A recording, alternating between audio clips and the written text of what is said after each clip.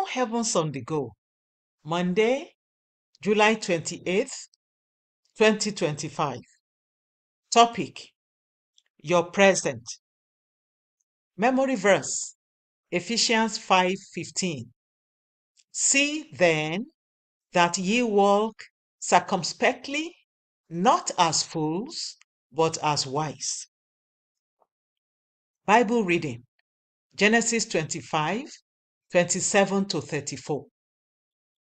And the boys grew, and Esau was a cunning hunter, a man of the field, and Jacob was a plain man, dwelling in tents.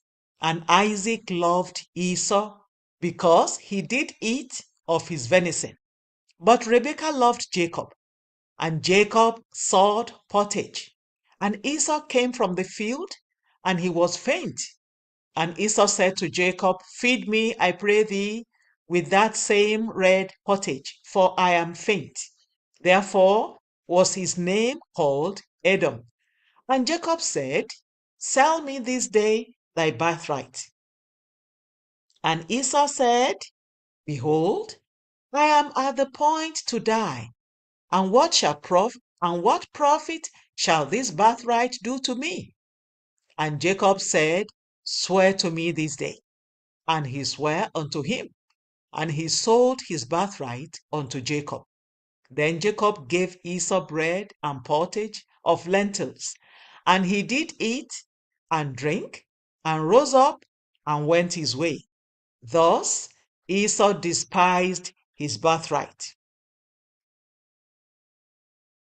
The message: today can be regarded as tomorrow's past.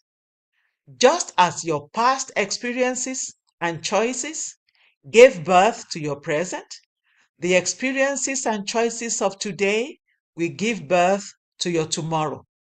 Therefore, you must be mindful of how you live your life today to birth a great future for yourself.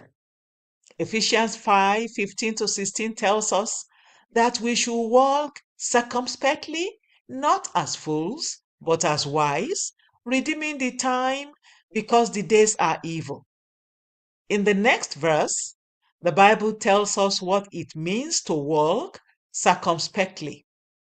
Wherefore, be ye not unwise, but understanding what the will of the Lord is. Ephesians 5:17. To walk circumspectly is to walk in wisdom. It is to allow God's wisdom to fill your heart so you can have a deep understanding of what God's will is and do it. Esau is an example of someone in the Bible who didn't walk in wisdom, and this affected his future negatively. He was the firstborn son of Isaac and Rebekah, and as the firstborn, he was entitled to his father's blessing. His future was looking very bright until one day when he went to the field to hunt for meat. He returned home hungry and met his brother Jacob cooking. Esau allowed his hunger to becloud his reasoning and accepted Jacob's offer to trade his birthright for a plate of food, as we see in today's Bible reading.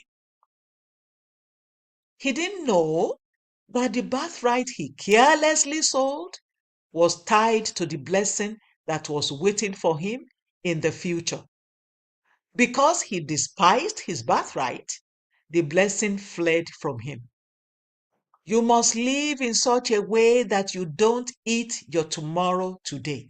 Don't be like Esau, who wouldn't see beyond his immediate want and allowed a temporary hunger to cause him to lose a permanent blessing.